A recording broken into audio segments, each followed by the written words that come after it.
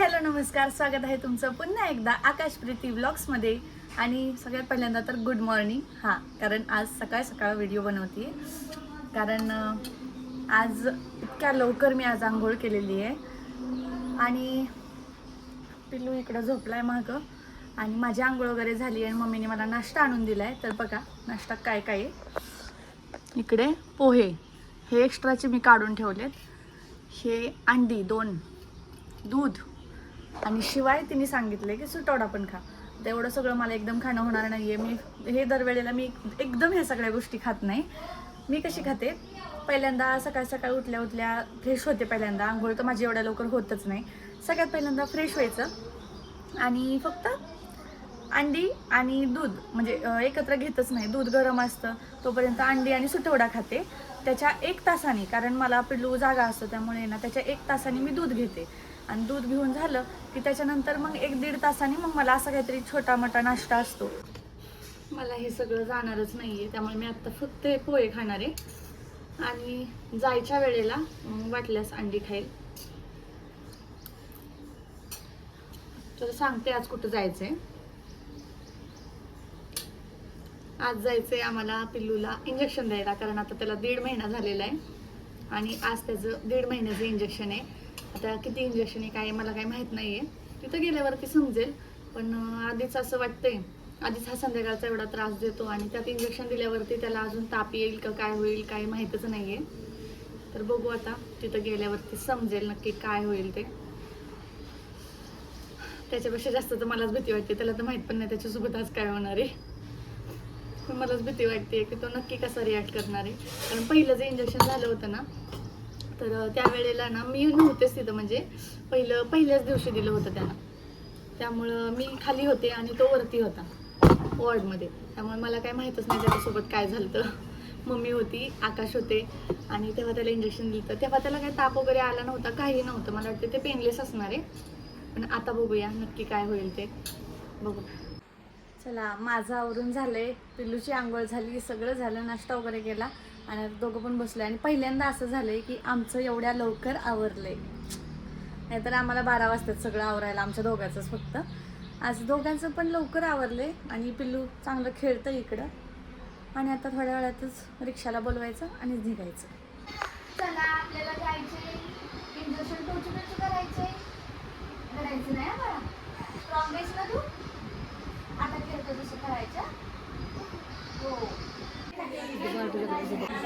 भरपूर सारे नंबर आहेत आमच्या पुढं, आणि त्यामुळे आम्ही बसलो वाटतं. मम्मी बसली बाळाला घेऊन. आणि आता इतके सगळे नंबर आहेत. बघू आता रडण्याचा आवाज एवढा येतो ना बाळांच्या, ह्याचं काय होणार आहे माहिती नाही. त्याचा तरी ॲक्सिडेंट त्यांना काय करतो ते. आता तरी सध्या झोपलाय शांतपणे.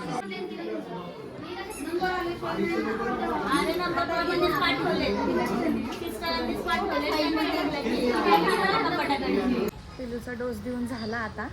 आणि त्याला ना एक दंडामध्ये दिलं, एक पायामध्ये दिलं, आणि एक दुसऱ्या पायामध्ये दिलं, आणि 2 डोस दिले.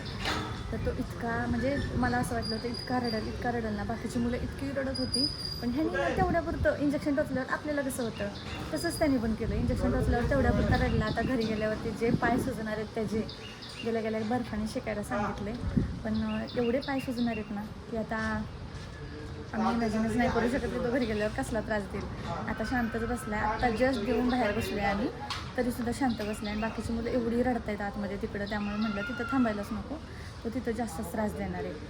आता बघू, रिक्षाची वाट बघत बघत इथंच वाऱ्याला बसले थोडंसं. घरी गेल्यावरती पहिलं बर्फाने शेकायला सांगितलं.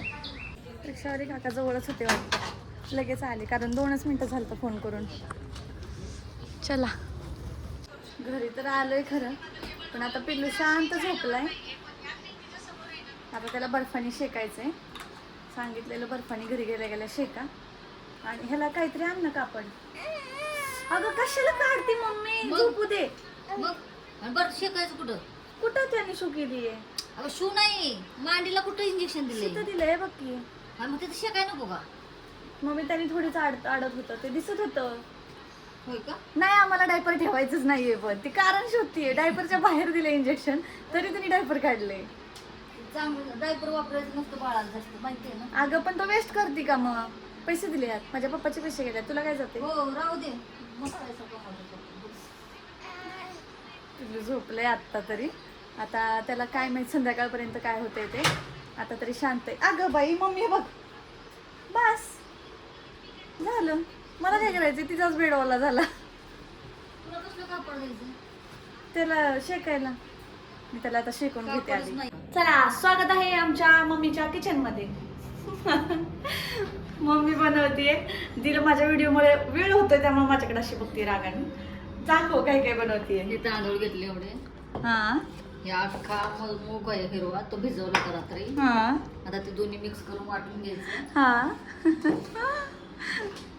राहिलेली रेसिपी नंतर नंतर वाटण झालंय पूर्ण.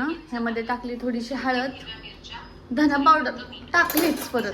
अगं चव लागते जराशी, त्याचा काही प्रॉब्लेम नाहीये. आता हे चांगलं मिक्स करून घेतलंय आणि आता मम्मी बनवायला घेणार आहे. इकडं रेसिपी चालू आहे. आमची मम्मी पहिल्यांदा धिरडे बनवली, ते पण मुगाचे, त्यामुळे आम्ही बघून बघून करतोय. सुकायला नको काय. आता चटणीची तयारी चालू आहे. त्यामध्ये घेतलंय आलं, लसूण आणि एकच मिरची, कारण मी खाणार आहे, आणि थोडीशी कोथिंबीर. पण नको मिरची, खूप मिरची होतीये. इकडं खोबऱ्याची चटणी. मम्मी काय अगं, चमचा बघ. चमचा आता मी ह्यालाच वापरलेला आहे पिठाचा, चांगला चमचा. इकडं खोबऱ्याची चटणी झाली आहे तयार, आणि इकडे तडका रेडी आहे. हे बघ, कढीपत्ता इकडे ठेवलाय. तिकडं आणायचं कोण? चिंटेला लाव. आमचा चिंटू पळत पळतच जाईल. म्हणाल थांब मम्मा आम्ही घेऊन येतो पटकन जाऊन, आणि जाईल आणि खेळायला जाऊन बसेल. अजून हे बनायचंय. मला आत्ताच भूक लागली.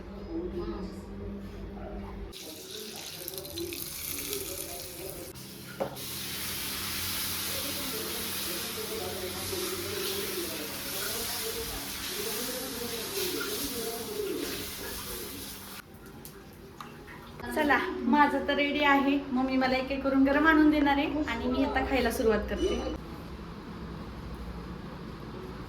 पिलूला कंप्लीट सकाळपासून 10 वेळा तरी आम्ही असं मांडीवर घेऊन बसतोय, कारण तो अजिबातच राहत नाहीये खाली. त्याला हात जरी लावला ना तरी सुद्धा लगेच रडायला सुरुवात करतो.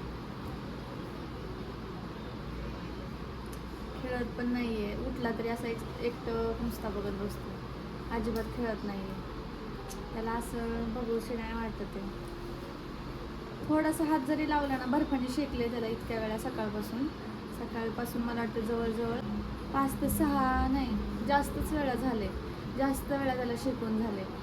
पण हे ना, पाळण्यात सुद्धा सारखा असा रडतोय, मधूनच रडतोय जोरात, कारण हातपाय हालत असतील, दुखत असेल, त्यामुळं मधूनच रडतोय अचानकच. आणि असं मांडीवर घेतलं की जरा शांत झोपतोय.